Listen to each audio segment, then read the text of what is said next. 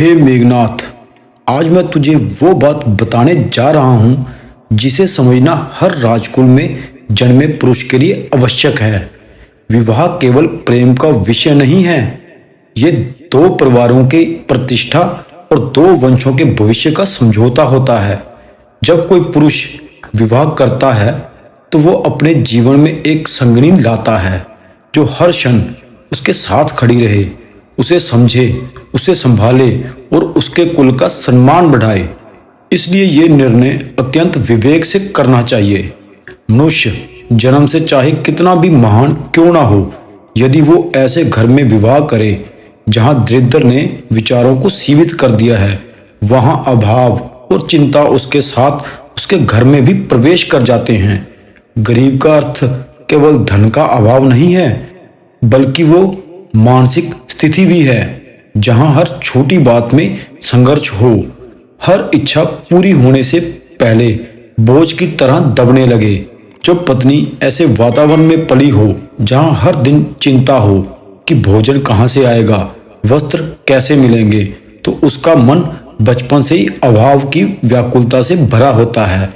विवाह के बाद पति पत्नी दोनों को एक दूसरे के साथ स्वाभाविक रूप से अपना मन साझा करना होता है, परंतु यदि पत्नी का मन हर समय अपने मायके की समस्याओं में उलझा रहे तो वो अपने नए घर की मर्यादा और शांति को पूर्ण मन से निभा नहीं पाएगी। वो अपने पति से अपेक्षा करेगी कि उसके मायके को हमेशा सहायता दी जाए। वो चाहेगी कि वो भी अपने पति की संपदा में बराबर की हिस्सेदार हो। वे अपेक्षाएं जो पहले प्रेम और स्नेह से जन्म लेती हैं, समय के साथ दबाव और तनाव में बदल सकती हैं, और जब किसी घर में अपेक्षा और तनाव बढ़े तो वहां कलह क्लेश का जन्म होता है। पति का मन दुखी होगा कि उसने विवाह में सुख और संतोष की उपेक्षा की थी, पर उसे निरंतर भार ही मिला। वहीं भार धीरे धीरे रिश्ते की जड़ें कमजोर कर देता है। ग्रस्त जीवन एक नाव की तरह है, यदि एक किनारा अत्यधिक बोझ उठाए तो नाव डगमगा जाती है।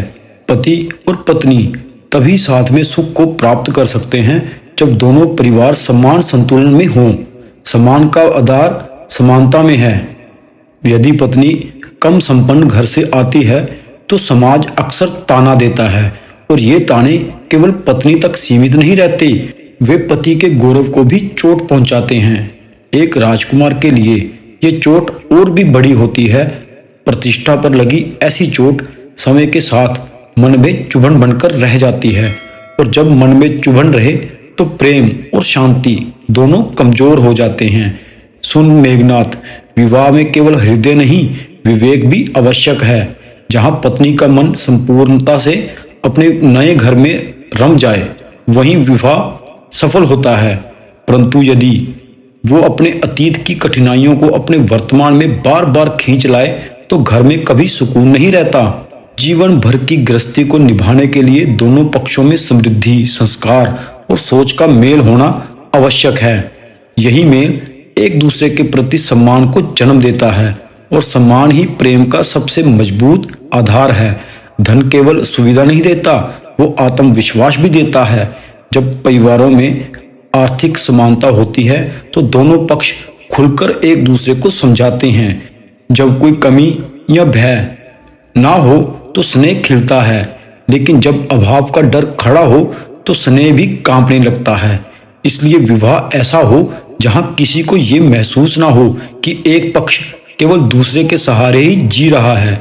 तू युद्ध में कितना भी बलवान क्यों ना हो, पर यदि ग्रस्त जीवन शांति से ना चले तो विजय का आनंद भी फीका पड़ जाता है। बाहर का शत्रु तलवार से हराया जा सकता है, लेकिन घर के भीतर की पीड़ा मन को तोड़ देती है, और मन टूटा हो तो वीरता का औचित्य भी क्या रह जाएगा। इसलिए विवाह का निर्णय ऐसा होना चाहिए जो सुख और समृद्धि को बढ़ाए, ना कि नई कठिनाइयों को जन्म दे। याद रख, विवाह भविष्य का निर्माण करता है।